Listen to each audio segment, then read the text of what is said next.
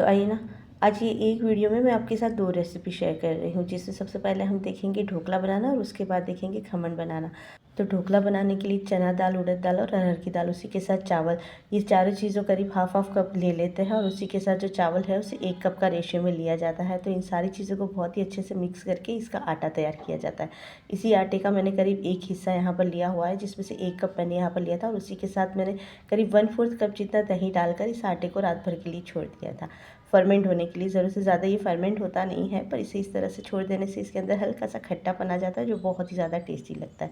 अच्छा, उसी के साथ इसमें फ्लेवर ऐड करने के लिए अदरक, लहसुन और हरी मिर्ची की पेस्ट डाल दी थी और साथ ही साथ लास्ट में थोड़ी सी मैंने हल्दी और डाल दी थी। अच्छा, इन सारी चीज़ों को बहुत ही अच्छे से मिक्स कर लेना है और ये वाले ढोकला भी जो है वो खमन की तरह स्टीम ही करने होंगे।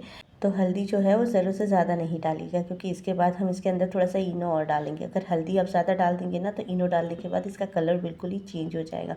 तो ज़रूरत से ज़्यादा हल्दी नहीं डाल दीजिएगा। अच्छा, उसी के साथ जो मिक्सर अभी हमने तैयार किया है ना, उसमें से करीब हाफ मिक्सर ले लेंगे और उसके अंदर करीब हाफ स्पून जितना मैं यहाँ पर इनो डाल रही हूँ, जो फ्रूट सॉल्ट आता है वो, और उसी के साथ थोड़ा सा पानी डाल दिया था। इन सारी चीज़ों को बहुत ही अच्छे से मिक्स कर लेंगे, ताकि ये जो इनो की वजह से है थोड़ा सा हमारा बैटर है थोड़ा सा फ्लफ़ी सा हो जाएगा। पानी ज़रूरत से ज़्यादा डालने की ज़रूरत नहीं। उसी के साथ जो प्लेट थी उसे हल्का सा ग्रीस और कर लिया था। तो यहाँ पर जो हमने मिक्सर लिया था उससे करीब 2 प्लेट हमारी ढोकले की तैयार हो जाएगी। मॉर्निंग का ब्रेकफास्ट या नाइट की जो हमारी डिनर होता है वो ईज़िली तैयार हो जाता है इतनी क्वांटिटी से। और ये जल्दी से अब जो ये हमारी प्लेट तैयार हो गई, उसके ऊपर हल्की सी मैं यहाँ पर लाल मिर्च डाल रही हूँ। इससे ये देखने में बहुत सुंदर लगते हैं। ये लाल मिर्च आप चाहो तो बिल्कुल ही स्किप कर सकते हो। उसी के साथ जो मैंने स्टीम करने के लिए बर्तन रखा था वो भी तैयार हो गया था, तो उसके अंदर हमारी प्लेट जो है उसे रख दिया था और करीब 7-8 मिनट के लिए इसे स्टीम करना है। तो ये देख लीजिए, इसमें हमने चाकू डालकर चेक किया है, बिल्कुल ही क्लीन निकल रहा है। तो हमारे ढोकले जो है बिल्कुल तैयार हो गया था। ये तड़का जल्दी से तैयार कर लेते हैं।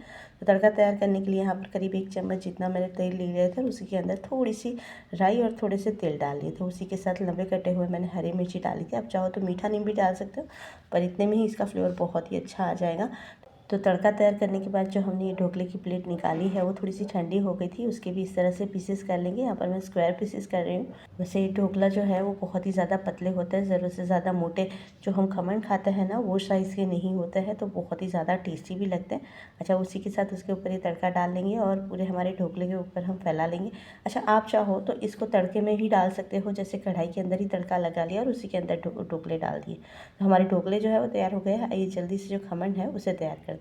तो खमन की शीट आप देख सकते हैं कितनी सॉफ्ट और कितनी स्पॉन्जी तैयार हुई है। ये जो खमन की शीट है वो बहुत ही ज़्यादा इस तरह से फ्लफ़ी सी होती है। तो आइए इस तरह से फ्लफ़ी और स्पंजी वाले खमन कैसे तैयार करते हैं वो देखते हैं।